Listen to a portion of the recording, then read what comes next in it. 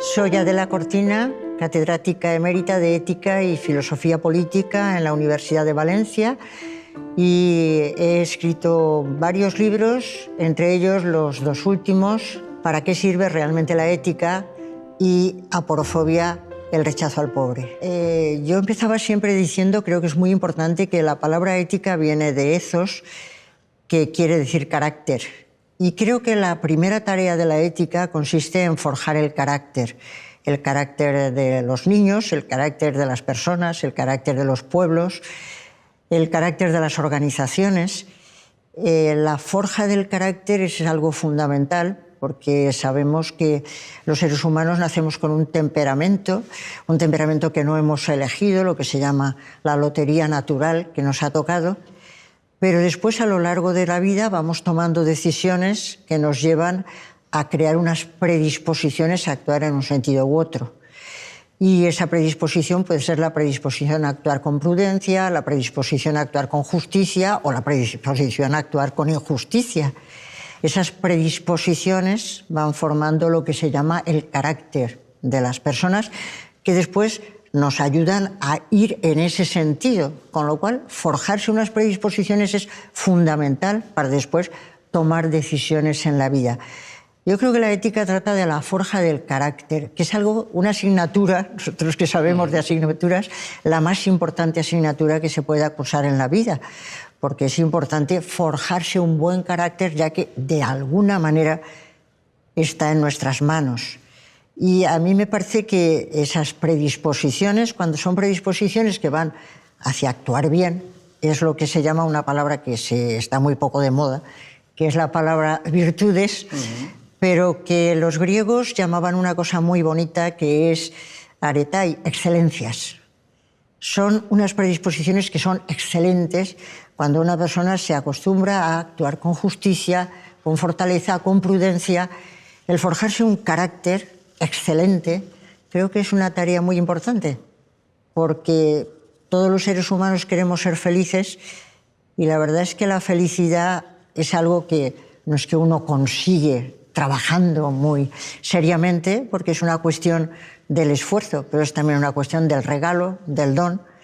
Pero las personas que se preparan para recibir los regalos también son personas que al final son más felices. Entonces yo creo que, resumiendo, podría decirse que está en nuestras manos forjarnos un carácter con más o menos dificultades. Necesitamos también algún tipo de regalo, de don para ser felices, pero lo que nosotros podemos poner es saber también acoger los dones. Creo que es lo más importante que podemos hacer en la vida. La gente suele entender que eso de la ética es algo muy subjetivo. Eso depende de cada uno tiene su ética, pero eso no es verdad. Yo creo que hay que ir acabando con las fake news, con los famosos bulos, porque no es verdad que la ética depende de cada uno y que la moral depende de cada uno. No puedo decidir yo por las buenas qué es lo malo y qué es lo bueno y qué normas son correctas y cuáles son incorrectas. Somos los seres humanos los que vamos dialogando sobre qué creemos que es lo más justo, qué creemos que es lo mejor, qué nos parece que es lo más oportuno. Lo hacemos entre todos nosotros. Al final cada uno tiene una conciencia y tiene que tomar decisiones. Pero lo hacemos entre nosotros conjuntamente. Es una construcción conjunta. Es una construcción conjunta, ¿no? Depende de cada quien, y para mí asesinar es bueno y para el otro asesinar es malo. No, cuidado. Hemos vivido mucho a lo largo de la historia para ir dándonos cuenta que el asesinato no es lo más oportuno para la humanidad, que la mentira, el robo, la corrupción no son buenas para la humanidad. Entonces no es que yo opino que me parece mal una cosa o me parece mal otra, sino que ya hemos ido históricamente llegando a la conclusión de que hay unas cosas que son mejores que otras y la hemos hecho conjuntamente.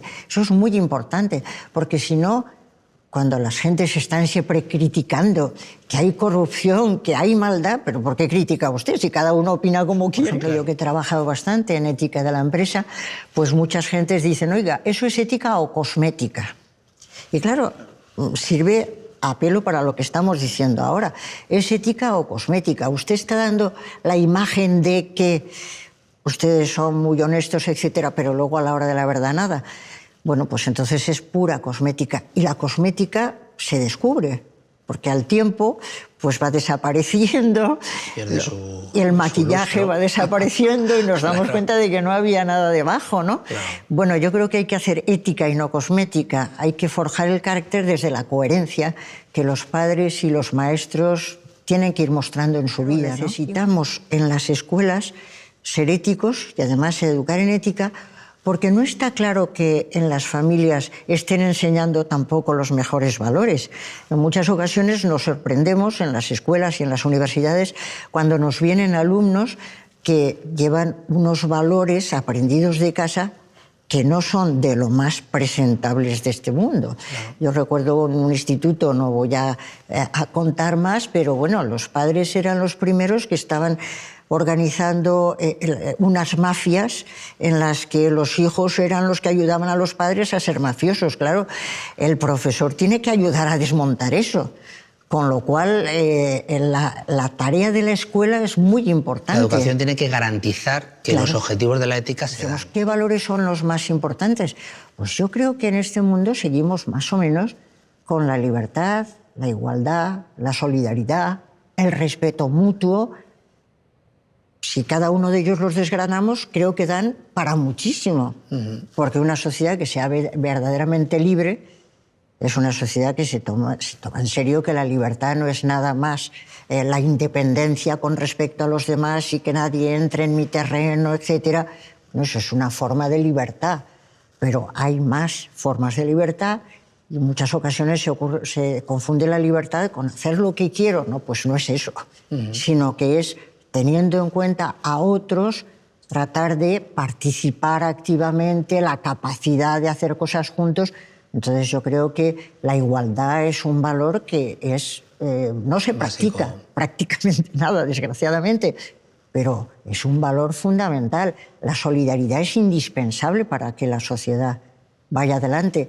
Y yo creo que hay un valor que es el respeto activo, que es importantísimo para las diferencias, saber respetarlas y valorarlas dentro de todos los seres humanos. La tecnología está progresando y nos beneficia a todos los niveles, que duda cabe. Se están consiguiendo unas cosas realmente extraordinarias y maravillosas. Pero claro, el progreso humano tiene siempre dos lados, el progreso tecnocientífico y el progreso ético. Claro. Los dos tienen que ir de la mano. Porque si es solamente el progreso tecnocientífico, al final se acaba comiendo al ético y la cosa... Yo recuerdo una compañera que en una ocasión estaba preparando una memoria para oposiciones y me vino a decir, ¿qué te parece que ponga un tema sobre tecnología, sobre las TICs? Y yo le dije, bueno, pero ¿el tema para qué? Y se me quedó muy sorprendida. Y dijo, ¿cómo que para qué? Pues porque las tecnologías tienen que tener un para qué, y el para qué tiene que tener que ver con los fines que perseguimos los seres humanos, porque si no, ¿qué estamos haciendo? Entonces el fin es de alguna manera el argumento, ¿para qué quiero una tecnología? ¿A quién beneficia? ¿A quién perjudica? Aquello tan bonito que decía Aristóteles, que tan bien hace los venenos el que los utiliza para matar como el que los utiliza para sanar. Entonces las tecnologías bien empleadas son extraordinarias, mal empleadas son un desastre. Pero ahí es donde tenemos que ir a los fines del ser humano, a las normas, a los argumentos de las normas. Y eso yo es que me temo que los adultos tampoco estamos ni muy preparados ni muy convencidos. Lo vimos mucho en la escuela, ¿no? En las escuelas cada vez hay más diversidad, ¿no? Y la diversidad tiene dos vías. Para mí es una riqueza, siempre, ¿no? Pero sí que es verdad que al haber diversidad también hay actitudes de discriminación, de xenofobia, de racismo, ¿no? Que parece que el diferente o el distinto se vive más como una amenaza que como una riqueza, ¿no? ¿Qué aportes daría la filosofía, la ética a la hora de trabajar o limar ese tipo de actitudes? Bueno, a mí me parece que vivir en sociedades pluralistas es una suerte y no es fácil, los dos lados. Creo que las personas tenemos tendencia a encontrarnos a gusto con los que piensan igual que nosotros, con los que son igual que nosotros en todos los aspectos. Nos encontramos como más reconocidos. Eso hay una base neurocientífica en el sentido de que nuestro cerebro nos lleva a a buscar la supervivencia controlando el medio, controlando el ambiente. estamos más a gusto controlando el ambiente. El que habla el mismo idioma, maravilloso. El que pertenece a la misma, llamemos raza porque ya no sé qué es esto de las razas muy bien, o la persona que tiene la misma tendencia o la misma religión, tenemos esa tendencia a estar muy a gusto, incluso biológicamente, ¿no? A estar más a gusto, y que nos parece que nos molesta un poco lo extraño, lo diferente, precisamente porque lo diferente intentamos ponerlo entre paréntesis, el que es de otro tipo, de otra clase social, de otro grupo. Hay una resistencia, incluso biológica, a estar cerca del que es un tanto diferente. Y eso es en todo este tipo de diferencias, y ha hecho posible la misoginia, el racismo, el antisemitismo y todo ese tipo de fobias que conocemos. Entonces es muy difícil estar dispuesto a reconocer que la otra persona, que tiene otra tendencia, que tiene otra religión, que tiene otra cultura, que tiene otra clase social, es exactamente igual que tú. Es una dificultad enorme. Y a llegar a eso que se ha llamado siempre la tolerancia, hay que tolerar que el otro piense de una manera distinta. Pero a mí siempre me ha gustado decir que no solamente hay que tolerar, sino que hay que respetar activamente. En todos los países, por supuesto, resulta difícil, eso es claro. Pero en España nos resulta muy difícil el aceptar al que es algo diferente y a dar el paso de decir, voy a intentar aprender de esa persona qué es lo que tiene su cultura que no tiene la mía, qué es lo que tiene su religión que no tiene la mía, qué es lo que tiene su tendencia. Es muy difícil, yo creo que es una de las grandes asignaturas pendientes que se encuentran en la escuela, se encuentran en la sociedad. Pero claro, si no empezamos desde la escuela y la familia va a ser muy difícil. Luego creo que estamos de acuerdo, porque el pluralismo es una riqueza. Sí mismo. Es un lujo, es una riqueza que hay que potenciar y hay que mantener. Una cultura, una sociedad en la que todo el mundo piensa igual, todo el mundo tiene el mismo color, todo el mundo tiene... es aburridísima. Y sin embargo no sabemos aprender la riqueza de la diferencia. La gente lo dice, hay que la diferencia. No. Vivirla es dificilísimo. Porque nos vamos al esquematismo, los buenos y los malos. Por favor, eso es muy simple. Hay que intentar integrar de tal manera que los chicos se den cuenta de que son iguales en dignidad y además diferentes en unas aportaciones de las que pueden aprender y que les pueden empoderar, porque pueden salir ganando mucho más que si siempre están con los de su mismo estilo. ¿Te gustaría que explicaras un poco qué es la aporofobia y cuál es su contenido, ¿no? ¿De dónde...? Bueno, pues la aporofobia, que es una palabra bastante críptica, tanto que cuando escribí el libro, pues desde la editorial me preguntaron ¿qué título vamos a poner? Y yo dije, pues aporofobia. Y me dijeron, ni hablar, no lo va a entender nadie. Y claro, tuve que pensar cómo explicarlo desde el título, y por eso se titula Aporofobia, el rechazo al pobre, para que se entienda desde el comienzo qué es lo que quiere decir la aporofobia. Bueno, pues es una palabra que me pareció que era importante que estuviera en el diccionario desde hace por lo menos 20 y tantos años, cuando me di cuenta de que todas las gentes hablaban de xenofobia, que quiere decir rechazo al extranjero u odio al extranjero, y yo me preguntaba si hay tanto rechazo al extranjero o a determinados extranjeros sí y a determinados extranjeros no. Bueno, hospitalidad para los turistas o para los extranjeros que vienen con dinero. La cuestión es, para esos otros extranjeros que no vienen con dinero, sino que vienen del otro lado del estrecho, en nuestro caso, y en Estados Unidos pues se pone una valla para los mexicanos, pero también para los nicaragüenses, y sin embargo no para los jeques árabes.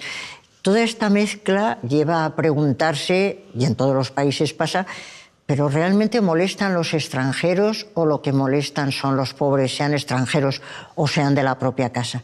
Como a mí me parece que lo que molestan son los pobres, y además eso es transversal, porque molestan las mujeres pobres y los varones pobres, y molestan todos ellos molestan cuando son pobres, pues me pareció que es un fenómeno universal y que había que encontrarle un nombre, porque si no existe y no nos damos cuenta, y sin embargo tiene mucha influencia. Y bueno, con el tiempo pues fue creciendo el asunto hasta que afortunadamente en 2017 pues se creó la palabra y pertenece al diccionario de la Real Academia. Pero luego hay un paso más que a mí me parece muy importante, y es que los seres humanos somos lo que se llama animales reciprocadores.